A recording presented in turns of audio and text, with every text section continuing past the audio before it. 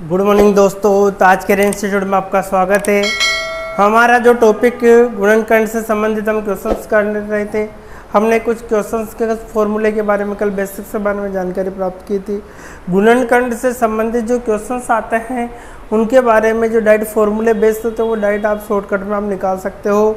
तो आज हम स्टार्ट करेंगे गुणनखंड से संबंधित जो क्वेश्चन फॉर्मूले बेस पे उनसे आधारित। तो देखिए, जो फॉर्मूले बेस पे मैंने आपको क्वेश्चन में बताया दे कुछ फॉर्मूले बेस से अकॉर्डिंग। तो देखिए यहाँ पर जो फॉर्मूले बेस पे जो क्वेश्चन नंबर फर्स्ट लेके मैं आपके सामने उपस्थित हूँ। क्वेश्चन नंबर पर क्या है कि 10.3 इंटू 10.3 इंटू 10.3 प्लस 1 है। इधर देखिए यहाँ पर भी 10.3 है इंटू 10.3 है माइनस 10.3 है प्लस क्या है 1 है। ये हमारा क्वेश्चन दे रखा है। तो आपको इसको पहचान करनी है कि ये कौन सी फॉर्म का वो फॉर्मूला है, किस प्रकार से हल होता है, इस फॉर्मूले को कैसे करना होगा। तो आपके दिमाग में कॉन्सेप्ट क्लियर हो जाना चाहिए। तो देखिए 10.3 10.3 10.3 कितनी बार है? 3 बार है। कितनी बार है? 3 बार। तो मैं जैसे ही 10.3 को क्या रखूँगा?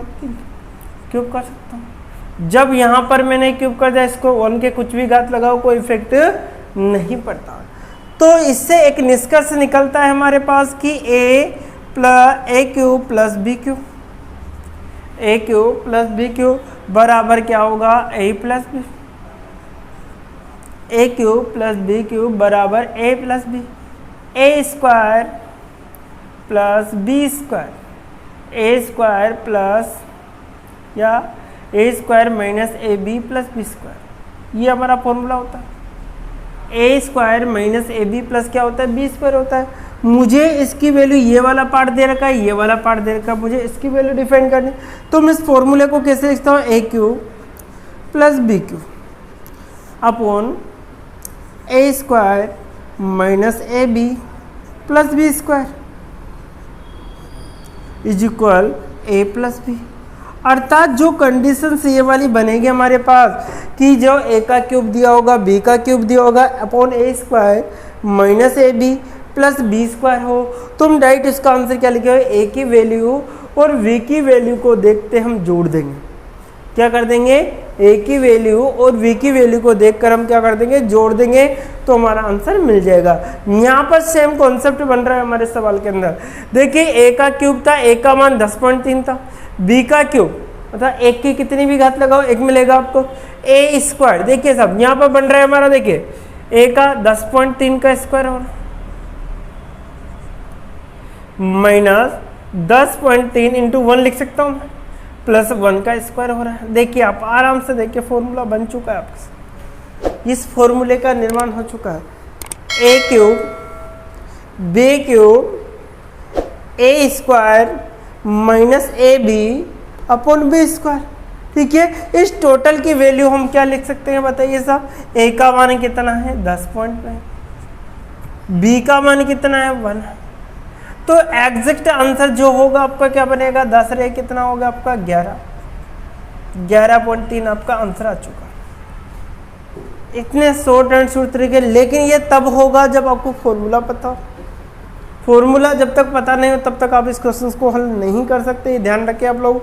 बहुत ही बेसिक तरीके से हमको क्या करना है कि ए क्यूब आपको पहचान 3 बार है तो क्यूब लग जाएगा, ए की कितनी भी घात लगा दीजिए। बी का क्यूब हो गया, ए स्क्वायर देगा, एक 10.3 2 बार है इंटू मल्टीपल हो रहा था प्लस 1 का। तो इसके अकॉर्डिंग हमने एक फॉर्मूले का निर्माण किया था, इसके अकॉर्डिंग हमारा आंसर ए निकलता है। अगर फॉर्मूले के अकॉर्डिंग जैसे देखा जाए, एक और क्वेश्चन मैं आपको करके बता देता हूँ। क्वेश्चन नंबर 2 देखिए आप। क्वेश्चन नंबर 2 भी सेम कंडीशंस आपके सामने। ये क्वेश्चन नंबर फर्स्ट था आपका। क्वेश्चन नंबर 2 देखिए, क्वेश्चन नंबर 2 देखिए क्या कहता है क्वेश्चन नंबर 2 हमारा कि जो कंडीशन है हमारे पास क्या है? 0.06 है, 0.0 क्या है? 6 है। कितनी बार दे रखी है? देखिए साहब मैं आपको पूरा लिख के बता देता हूँ। 0.06 इंटू 0.06 माइनस 0.05 इंटू 0.05 इंटू 0.05, ये आपके conditions upon 0.06 into 0.06 plus 0.05 into 0.05 plus 0.05 into 0।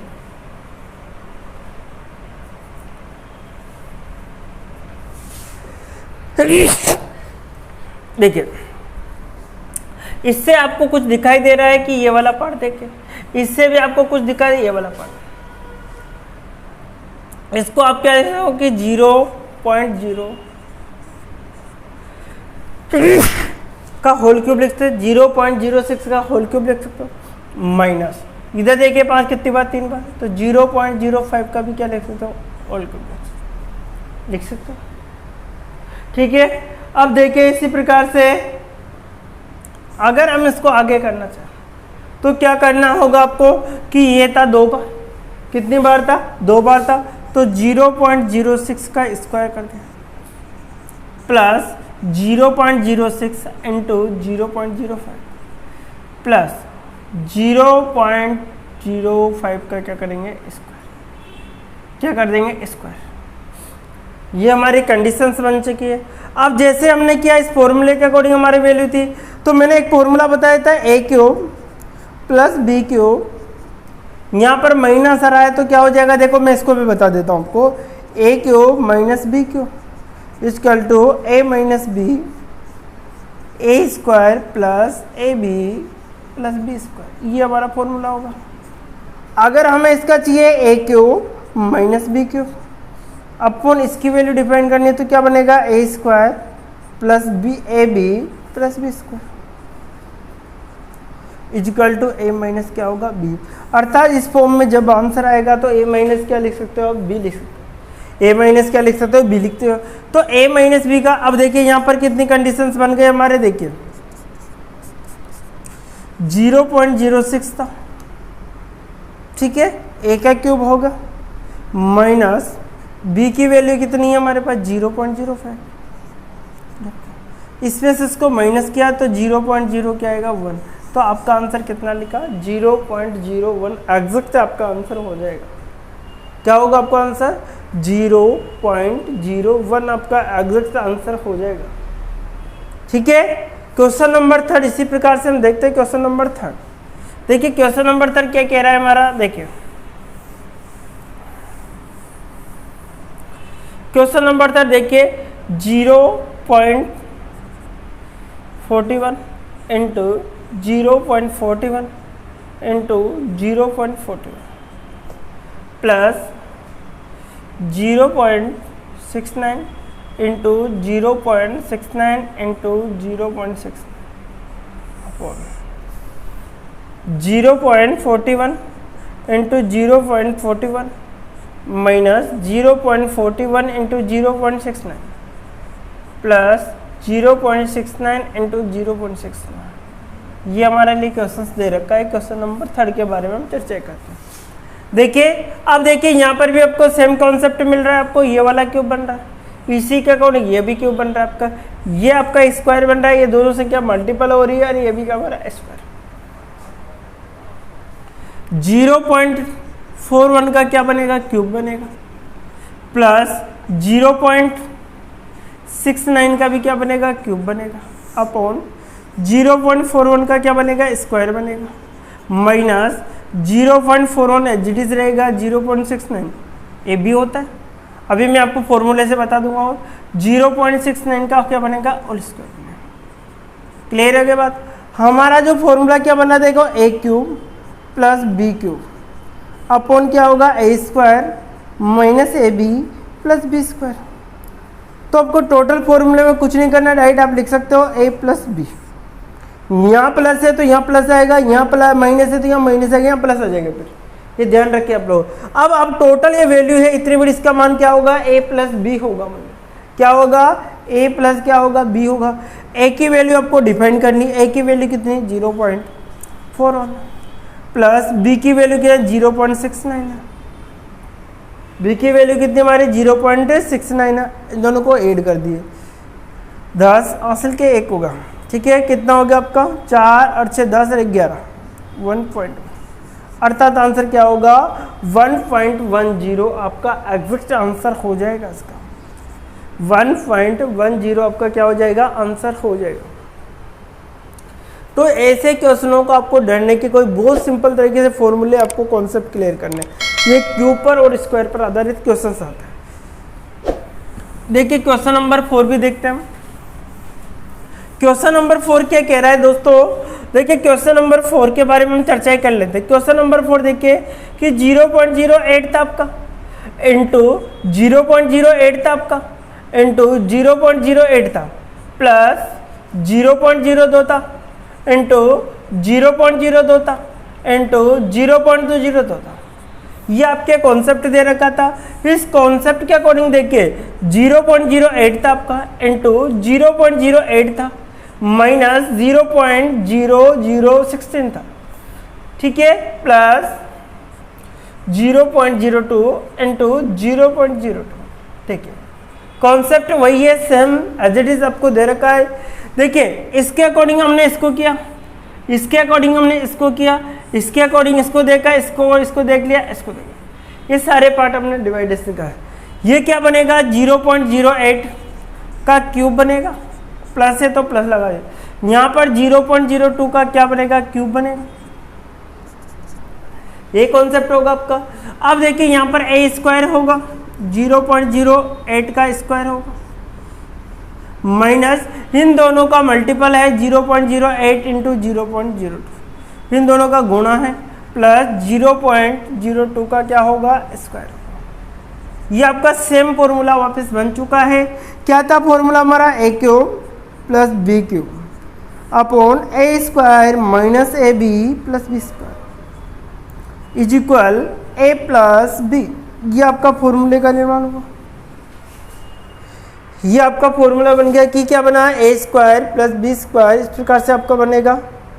अब देखिए सब यहाँ पर देखिए आपको क्या है कि ए का मान कितना था 0.08 था आपका, बी का मान कितना था आपका 0.02 था। इसको जोड़ा, दो बार 10 का हासिल के 1 हो गया, कितना हो गया 1 आएगा 0.0, अर्थात कितना होगा 0.10 आपका एग्जैक्ट आंसर हो जाएगा। दोनों का सेम आंसर आ रहा है, इसके पहले वाले क्वेश्चन का भी आंसर नहीं। तो इसी प्रकार से हमारा क्वेश्चन का आंसर ये निकल जाता है। एक लास्ट क्वेश्चन है 5th क्वेश्चन, उसको भी देख लेते हैं आप लोग। क्वेश्चन नंबर 5 हमारा क्या कहता है, देखिए क्वेश्चन नंबर 5, क्वेश्चन नंबर 5 को देखते हैं। क्वेश्चन नंबर जो 5 दे रखा है क्या है हमारे पास, 0.1 है इंटू 0.1 है इंटू 0.1 है, ये दे रखा है आपको, प्लस 0.02 है इंटू 0.02 है, 0.02 अपॉन आपको दे रखा 0.02, ठीक है। अब इसी प्रकार से आपको क्यूब दे रखा है 0.02 0.2 इंटू 0.2 इंटू 0.2 प्लस 0.04